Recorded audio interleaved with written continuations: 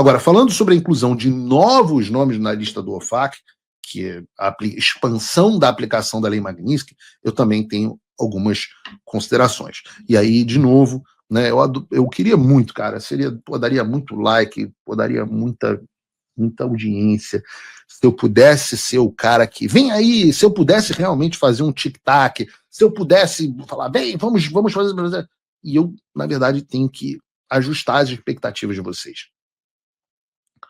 Porque a primeira coisa que a gente tem que entender é que antes da Lei Magnitsky ser aplicada a outros indivíduos, ela tem que ser plena e efetivamente aplicada ao Alexandre de Moraes e ao seu círculo financeiro imediato, que é uma coisa que ainda está em curso.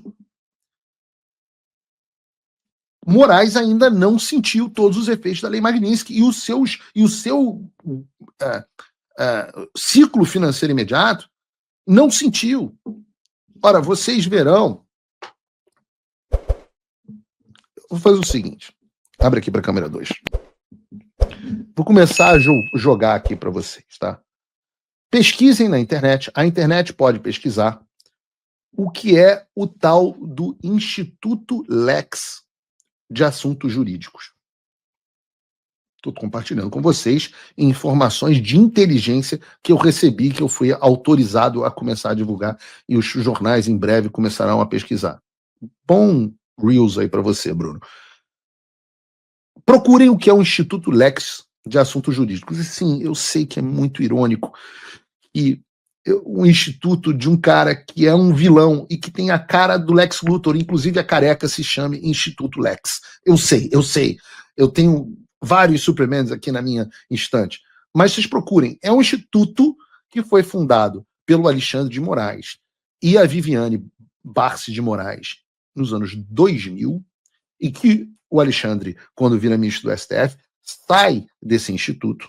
E você tem dentro dele hoje o Alexandre, a Viviane, a Gabriela, a Juliana e o Alexandre Barsi de Moraes, que é o Alexandre Júnior, que é o filho do Alexandre. Esses são os donos desse Instituto Lex. Procurem na internet a página dele. Não existe. Procurem no Instagram a última postagem feita por eles, em 2017. Aí você vai ver que todo o patrimônio do Alexandre e da Viviane estão nesse instituto. E eu estou falando todo o patrimônio, é que o Alexandre de Moraes é multimilionário. Multimilionário. Do tipo, o apartamento de 25 milhões que ele vive, que é, pelo menos é a residência oficial, é a residência declarada dele, né? Porque ele também vive em Brasília, né? 25 milhões de reais, eu não vou nem dizer o nome do prédio aqui, mas é no Jardim Europa, é do Instituto. Sabe onde é a sede do Instituto? A sede do Instituto é onde era Alexandre de Moraes Advogados, que hoje é Barsi de Moraes Advogados. O Instituto e o escritório da Viviane compartilham a mesma sede. E tem mansão em Campos do Jordão, apartamento no Guarujá, os gringos já levantaram tudo. Adianta, eu pergunto a vocês, adianta sancionar outros indivíduos antes de pegar tudo isso e fazer o Alexandre sentir as consequências da Lei Magnitsky? Não. E é nisso que a gente está trabalhando.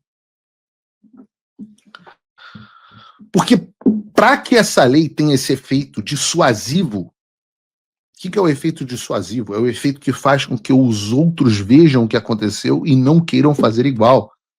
Então nós temos um desejo de que haja um efeito dissuasivo contra os demais cúmplices do sistema. O Alexandre precisa ser o exemplo do que acontece quando alguém é sancionado pela Lei Magnitsky.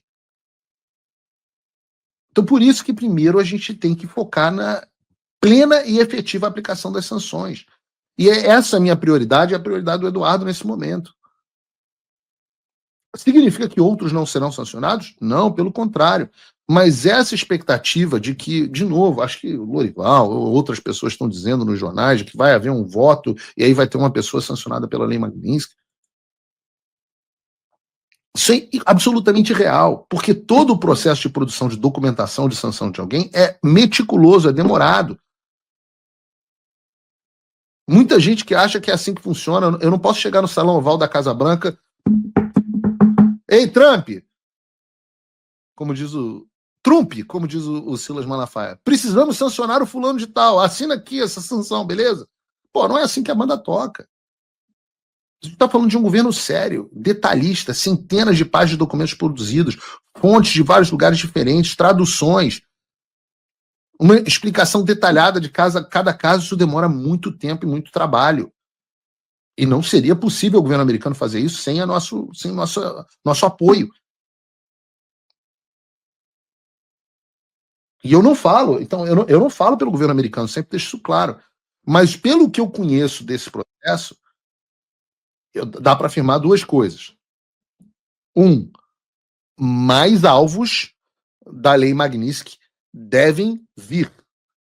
Isso me parece bastante provável. 2, não no tempo que muita gente quer e que eu gostaria. Mas eu posso dizer que esse trabalho meticuloso, demorado, já está sendo feito. No caso, por exemplo, dessa senhora, Viviane Bastos de Moraes, do seu escritório, do seu Instituto Lex, isso já está acontecendo. Trump voltou à presidência, e isso é um alívio, sem dúvida. Mas o que isso muda no Brasil? Nada, se ninguém fizer nada. A verdade é que a esperança não pode virar passividade. As coisas não vão se resolver sozinhas, e muito menos com textão e xingamento nas redes sociais. Não espere que alguém venha salvar o país por você. Se você não agir, ninguém vai. Eu estou fazendo a minha parte. Eu larguei tudo para me dedicar a isso. Mas sem apoio, esse trabalho simplesmente não continua. Quer saber como pode ajudar sem sair da sua rotina, sem sair da sua vida? Simples. Apoie quem está na linha de frente. Acesse www.paulofigueiredoshow.com/apoie e com apenas $5 por mês você mantém esse trabalho vivo. Se você puder mais, considere a possibilidade de se tornar meu patrono Gold e tenha acesso ao meu grupo privado no WhatsApp, onde você participa das discussões que guiam o conteúdo e muito mais. A diferença entre quem só assiste e quem faz parte da mudança é a atitude.